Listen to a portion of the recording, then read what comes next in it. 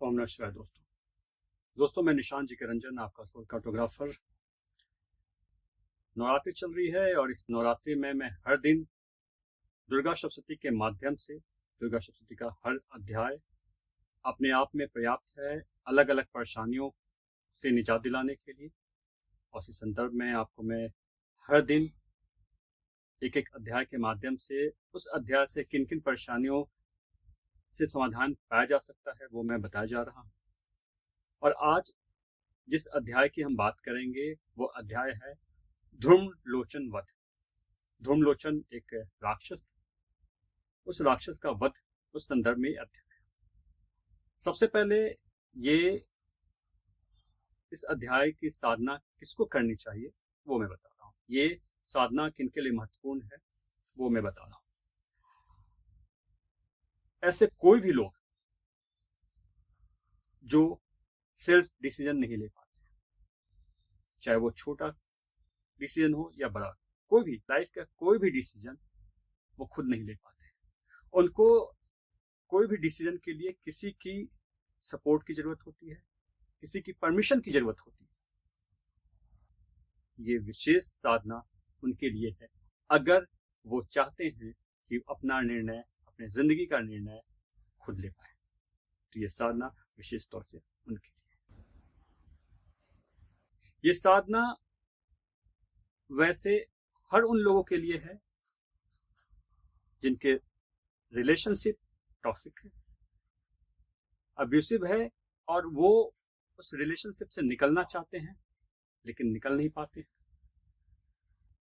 ये साधना उन तमाम स्त्रियों के लिए है जिनके अंदर सेल्फ कॉन्फिडेंस की कमी है। उनको लगता है कि मैं एक स्त्री हूं, मैं ये कैसे काम कर सकती हूँ, मुझसे ये नहीं होगा।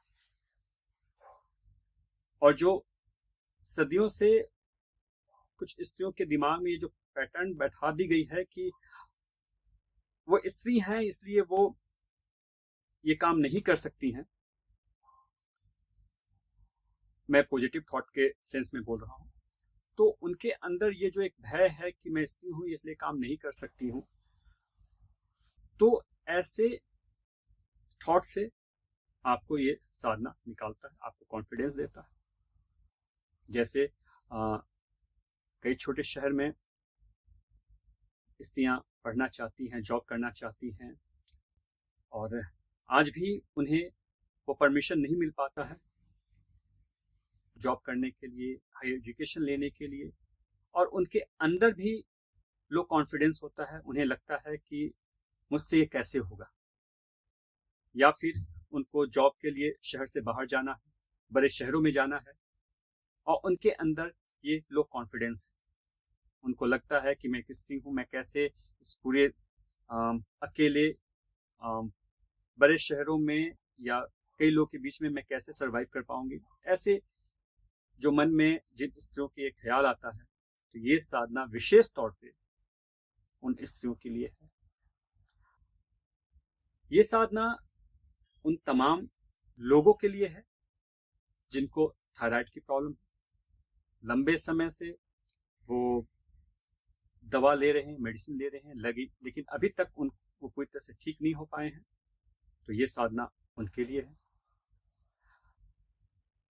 इस साधना में करना क्या है वो मैं बताऊंगा। सबसे पहले जैसा मैं हर अध्याय के बारे में बताता हूँ, तो इस अध्याय के बारे में बताता हूँ कि ध्रुमलोचन वध है क्या।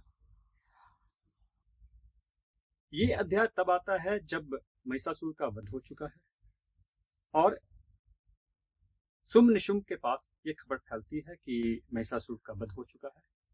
तो महिषासुर का वध से शुंभ और निशुंभ बहुत गुस्सा होता है और फिर वो राक्षस ध्रुमलोचन को भेजता है कि जाओ उस औरत को, वो एक स्त्री होकर जो ये जो काम कर रही है, तो उसे जाओ, उसका या तो उसे पकड़ कर, खींच कर, घसीट कर लाओ, या फिर अगर तुम्हें जरूरत पड़े तो उसकी हत्या भी करना। जैसे भी हो, जिस स्थिति में भी हो, उस स्त्री को यहाँ पे हमारे सामने लाओ।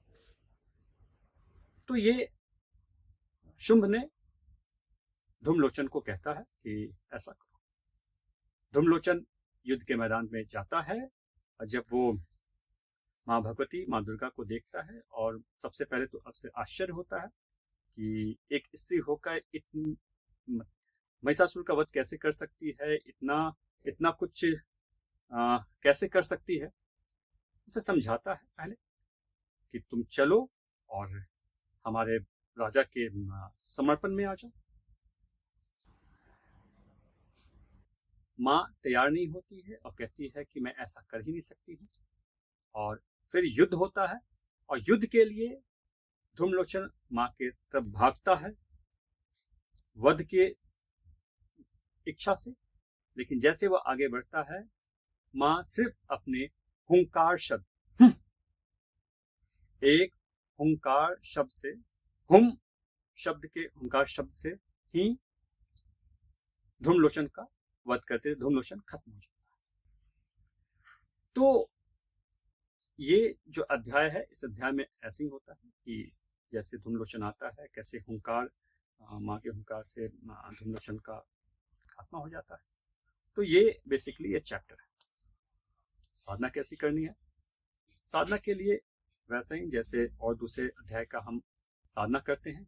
सबसे पहले एक तांबुल पान के पत्ता के ऊपर रखेंगे, गणपति के रूप में उसको स्थापित करेंगे, हाथ में जल लेकर, दाहिने हाथ में जल लेकर संकल्प लेंगे कि 21 दिन की ये साधना मैं इस प्रयोजन के लिए कर रहा हूँ। जो मैंने बहुत सारे आपको कारण बताया कि क्या क्या इससे ठीक हो सकता है, क्या क्या सॉल्यूशन है, तो उसमें से जो भी आप एक करना चाहे, जिस वजह से करना चाहते हैं उसका नाम लेंगे।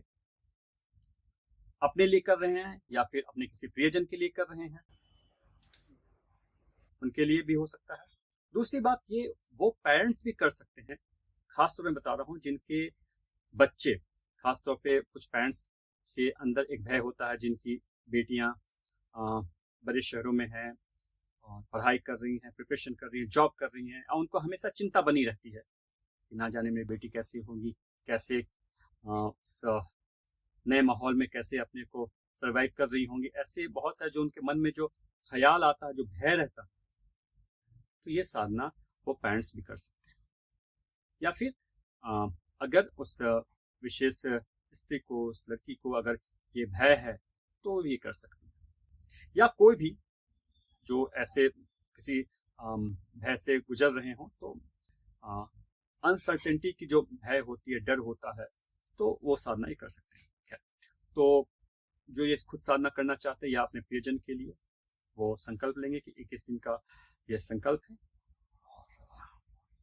हाथ में जल लेकर सबसे पहले अपना नाम लेंगे, अपना गोत्र, जिस जगह पे कर रहे हैं उस जगह का नाम, जिस प्रयोजन के लिए प्रयोजन बताएंगे, और 21 दिन का संकल्प लेकर जल को वहां पे तांबुल के सामने, जो भगवान गणपति का स्वरूप है, अर्पित कर देंगे।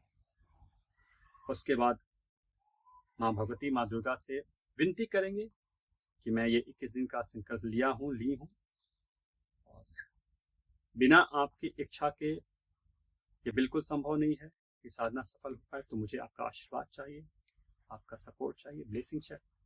अपने शब्द में, अपने तरीके से आप अपनी ये विनती रखेंगे सामने माँ भगवती, माँ दुर्गा के। और उसके बाद माँ भगवती, माँ दुर्गा का एक आवाहन मंत्र है, ओम ऐम ह्रीम क्लीम चामुंडाय विच्चे। ओम ऐम ह्रीम क्लीम चामुंडाय विच्चे। इस मंत्र का 108 बार। रुद्राक्षमाला है, अति उत्तम। रुद्राक्षमाला नहीं है तो आप जैसे भी 108 बार करना है, आप इसे जप करें। उसके बाद दिव्या कवचम, देवी कवच, ये आपको दुर्गा सप्तमी में मिल जाएगा, आप उसका पाठ करेंगे। उसके बाद अगला स्तोत्र, ये देवी कवच के जस्ट बाद मिलेगा आपको, अगला स्तोत्र का पाठ करेंगे। फिर उसके बाद तुरंत आपको मिलेगा कीलक, कीलक का पाठ करेंगे।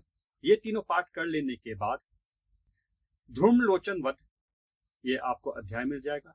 धूम्रलोचन अध्याय आप इसका पाठ करेंगे। उसके बाद नारायणी स्तुति, ये आपको अध्याय 11 में मिलेगा, उसकी पाठ करेंगे।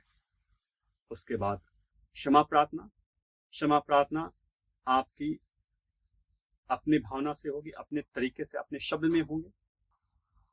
इसमें है, इस बारे में है कि जो भी आपकी साधना करने में जिस तरह की त्रुटि हो गई हो, जो भी गलती हो गई, किसी भी तरह की कोई भी गलती जो भी आपको महसूस होता है, भूल चुक, वो सारी बातें आप कहेंगे और माँ के सामने क्षमा प्रार्थना बोलेंगे, कहेंगे। उसके बाद जल हाथ में लेकर ओम शांति शांति शांति करेंगे और इस तरह एक दिन की साधना आपकी पूर्ण होगी। इस तरह आपको 21 दिन तक करना है। साधना का समय आपको निश्चित करना होगा। जिस दिन, हर दिन आपका साधना का समय एक ही होना चाहिए। विशेष तौर पे मैं जो सबसे बेहतरीन टाइम बताता हूँ वो बताता हूँ सुबह 3:20 से 3:40। लेकिन अगर इस वक्त आपको नहीं मिल पाता है, मैंने कुछ और समय बताया है अपने पिछले वीडियो में, उस समय अगर करते हैं, उन समयों में आप करते हैं तो बहुत अच्छा है। नहीं तो फिर जैसा आपको वक्त मिल पाता है उसके अनुसार आप करेंगे। निषेध वक्त है, जिस वक्त आपको नहीं करना है वो रात के 2 बजे से लेकर 3 बजे के, सिर्फ 1 घंटा जो निषेध वक्त है उसमें नहीं करेंगे। बाकी आप किसी वक्त भी, अगर आपको जो मैंने वक्त बताया है उस समय आपको नहीं मिल पाता तो फिर आप अपने अनुसार कर सकते हैं, सिर्फ निषेध वक्त को छोड़ के आप कीजिए। आप देखेंगे 21 दिन की साधना में, साधना के पूर्ण होते होते या उसके पहले ही, आप जिस प्रयोजन के लिए आप ये साधना कर रहे हैं आपको अंतर खुद दिख जाएगा। दोस्तों, कुछ भी ऐसा जो साधना संबंधित आपको नहीं समझ में आया हो और आप जानना चाहते हैं, या फिर आपके जीवन की कोई भी समस्या है जिसके बारे में आप कौन सी साधना करनी चाहिए, कैसे करना चाहिए, या इस संदर्भ में कुछ भी आप जानना चाहते हैं तो मुझसे संपर्क कीजिए, डीएम कीजिए, व्हाट्सएप कीजिए। मैं आपको पूरी तरह से इसमें आपकी मदद करूंगा। ओम नमः शिवाय।